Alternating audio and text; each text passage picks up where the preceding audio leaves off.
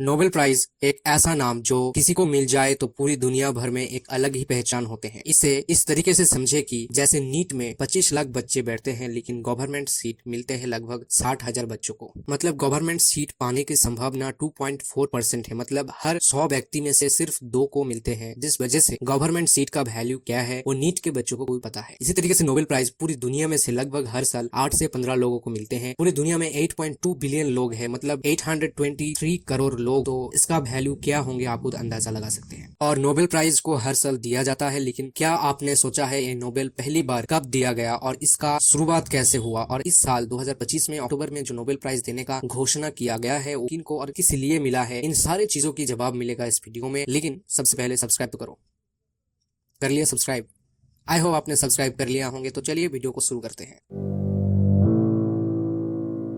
साल 1833 के 21 अक्टूबर स्वीडन की राजधानी स्टॉकहोम में जन्म हुई एक व्यक्ति जिसका नाम था अल्फ्रेड बर्नहार्ड नोबेल। इसी के नाम पर ये नोबेल शब्द का शुरुआत हुआ। बचपन से ही अल्फ्रेड नोबेल साइंस की तरफ झुकाव ज्यादा था। उन्होंने अपने ज्यादातर लाइफ में बहुत सारा साइंटिफिक एक्सपेरिमेंट किया, स्पेशली एक्सप्लोजिव्स पर। उन्होंने 1867 में डायनामाइट बनाया, चट्टाने तोड़ने के लिए और कुछ इंडस्ट्रियल पर्पस के लिए। लेकिन जल्द ही लोगों ने डायनामाइट का गलत इस्तेमाल करना चालू कर दिया। युद्ध के मैदान में इस्तेमाल करने लगा तो अल्फ्रेड को इस बारे में चिंता होने लगा। उन्होंने सोचा उसने विज्ञान का इस्तेमाल करके खुद का जो लेगेसी था वो डाइल्यूट होकर लोग ये ना कहने लगे कि उन्होंने डिस्ट्रक्शन का शुरुआत किया, दुनिया खत्म करने का एक नया प्रोसेस ढूंढा। लेकिन ये बातें उसके दिमाग में चल रहा था। लेकिन उसी वक्त में एक फ्रेंच न्यूज़पेपर छपता है जिसका टाइटल था the merchant of death is dead. और भी नेगेटिव बातें फैलने लगी जिसके वजह से अल्फ्रेड की जो लेगेसी दुनिया के कुछ अलग नजरिए से देख रहे थे। और इसी समय पर उन्होंने डिसाइड किया कि उनकी पूरी संपत्ति जो है उन लोगों को देंगे जिन्होंने कुछ दुनिया के लिए, शांति के लिए, ह्यूमैनिटी के लिए कुछ किया है। यही पर समझ में आता है कि ह्यूमैनिटी के लिए, इंसानियत के लिए कुछ करे फ्यूचर में। लेकिन किसी की आविष्कार को ना समझकर ये ना कह दे कि ये एक डिस्ट्रक्शन का पाथ है, उसके आविष्कार को लोग ना जाने, ये सम्मान ना करे, जैसे उनके साथ हुआ था। और उन्होंने अपने एक विल पर लिखा था, my fortune shall be used to reward those who have conferred the greatest benefit to humankind. और इसी के साथ शुरू हुआ नोबेल प्राइज।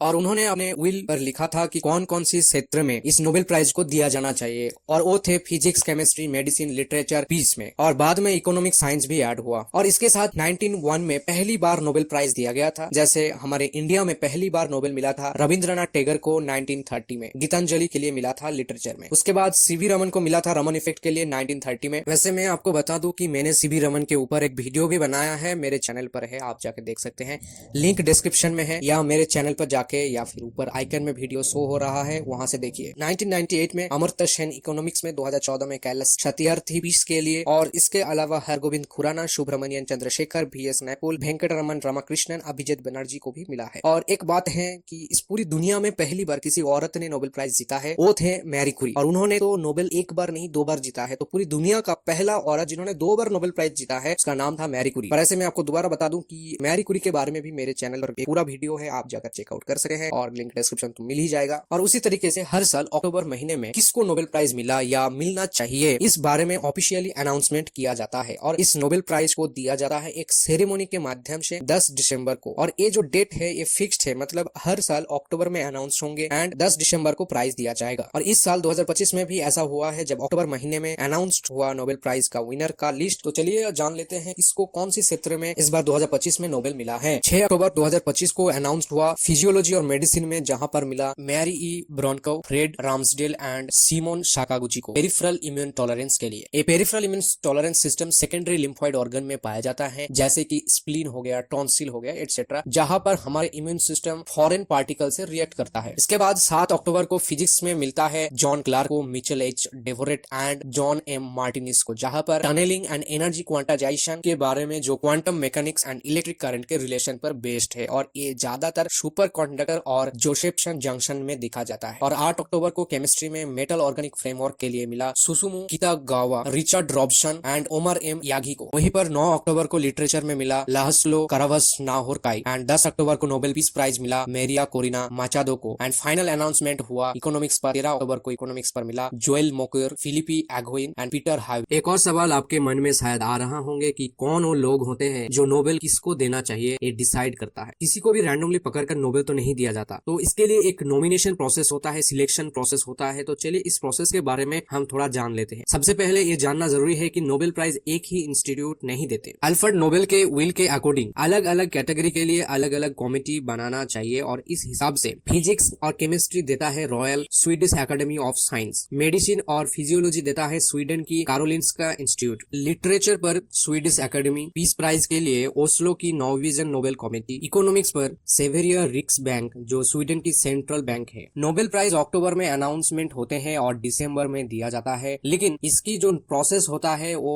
उससे 16 महीने पहले शुरू हो जाता है। मतलब इस साल जो 10 दिसंबर को नोबेल प्राइज दिया जाएगा नोबेल प्राइज सेरेमनी में, लेकिन इसका प्रोसेस शुरू हुआ है 2024 की सितंबर महीने में, जहां पर नोबेल कमेटी एक गोपनीय लिस्ट बनाता है जिसे कॉन्फिडेंशियल लिस्ट बोला जाता है। और ये कॉन्फिडेंशियल जो लिस्ट है वो 50 साल तक गोपन रखा जाता है। मतलब इस साल जितने भी लोगों ने नोबेल जीता उनके साथ जितने भी हजारों और लोगों की नाम नॉमिनेशन में हैं, उनके नाम पब्लिकली नहीं होते हैं, लेकिन 50 साल बाद इस बारे में जान सकेंगे। मतलब आज 2025 चल रहा है तो आप ये नॉमिनेशन लिस्ट को 2075 में जाके देख सकते हैं। लेकिन जिन लोगों को नोबेल के लिए नॉमिनेशन किया जाता है उनके एक इन्विटेशन लेटर भेजा जाता है। इन्विटेशन लेटर मिलने के बाद उनको जितने भी एसेंशियल डॉक्यूमेंट है, प्रयोजनीय डॉक्यूमेंट्स है, 31 जनवरी की मिडनाइट से पहले सबमिट करना पड़ता है। यहाँ पर आप खुद जाकर नोबेल के पार्टिसिपेट नहीं हो सकते, सेल्फ नॉमिनेशन नहीं अप्रूव किया जाता। आपको इन्विटेशन लेटर मिलना चाहिए, तभी आप इस नॉमिनेशन लिस्ट में खुद का नाम सबमिट कर सकते हो। उसके बाद नोबेल कमेटी के 5 से 10 मेंबर होते हैं जो नॉमिनेशन को रिव्यू करते हैं और हर कैटेगरी के एक्सपर्ट से मिलकर मूल्यांकन करते हैं और धीरे धीरे हजारों की नॉमिनेशन लिस्ट को कम करते हैं और कुछ लोगों को सिलेक्ट किया जाता है। लेकिन ये जो सिलेक्शन होते हैं कुछ लोगों की, ये फाइनल नोबेल विनर की लिस्ट नहीं होते हैं, क्योंकि इसके बाद प्राइज अवार्डिंग इंस्टीट्यूट वोटिंग करता है, फाइनल नोबेल लॉरेट को सिलेक्ट करते हैं। उस वोटिंग के बाद जो सब सिलेक्ट होके आते हैं वही नोबेल विनर होते हैं और अक्टूबर के महीने में 8 दिन के अंदर अनाउंस किया जाता है और उसके साथ नोबेल कमेटी नोबेल विनर के साथ फोन कॉल में बात करते हैं, जिसका रिकॉर्डिंग पब्लिकली होते हैं। आप यूट्यूब में जाकर नोबेल प्राइज चैनल पे कॉल रिकॉर्डिंग सुन सकते हैं। और फिर 10 दिसंबर को अल्फ्रेड नोबेल के डेथ एनिवर्सरी के दिन नए लॉरेट्स को स्टॉकहोम और ओस्लो बुलाया जाता है, जहां उन्हें मिलता है उनका मेडल, डिप्लोमा और प्राइज मनी। और चलिए आखिरी चीज मैं आपको बता देता हूँ कि नोबेल प्राइज में क्या लिखा होता है और कौन सी धातु या मेटल से बना हुआ है, इसके बारे में थोड़ा बात कर लेते हैं। साल 1901 से 1980 तक पूरा नोबेल 24 कैरेट प्योर गोल्ड से बनाया जाता था, लेकिन 1980 के बाद गोल्ड की मूल्य और टिकाऊपन के लिए चेंज करके अभी नोबेल के अंदर 80 कैरेट ग्रीन गोल्ड दिया जाता है। ग्रीन गोल्ड वो गोल्ड है जहां पर गोल्ड, सिल्वर और कॉपर को मिलाकर होते हैं और नोबेल प्राइज के ऊपर 24 कैरेट गोल्ड का प्लेटिंग किया जाता है। मतलब प्योर गोल्ड अभी के टाइम पर नहीं होते हैं। कुल मिला के नोबेल मेडल 175 ग्राम्स के होते हैं। इस नोबेल प्राइज में अल्फ्रेड नोबेल का फोटो होते हैं, वो जहां पर फिजिक्स, केमिस्ट्री, मेडिसिन, लिटरेचर का एक ही तरीके का नोबेल, लेकिन नोबेल पीस प्राइज में एक एक्स्ट्रा साइन होते हैं जहां पर 3 मेन यूनियन के सिंबल होते हैं। और इसके अलावा नोबेल प्राइज में लैटिन और रोमन न्यूमेरिक्स में अल्फ्रेड नोबेल की बर्थ और डेथ की जो डेट है वो लिखा होता है।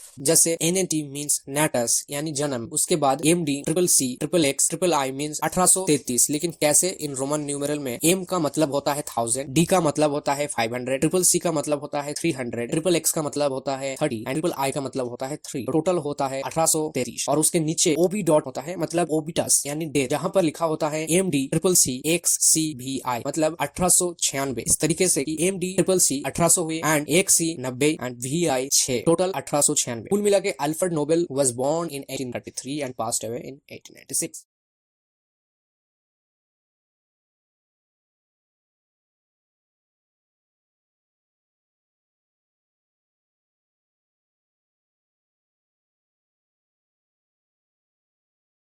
चलिए आज के लिए इतना ही, मिलते हैं किसी दूसरे वीडियो में। तब तक चैनल को जरूर सब्सक्राइब करना एंड वीडियो को लाइक करना ना भूले और कमेंट में बताइए कि आपको ये वीडियो कैसा लगा।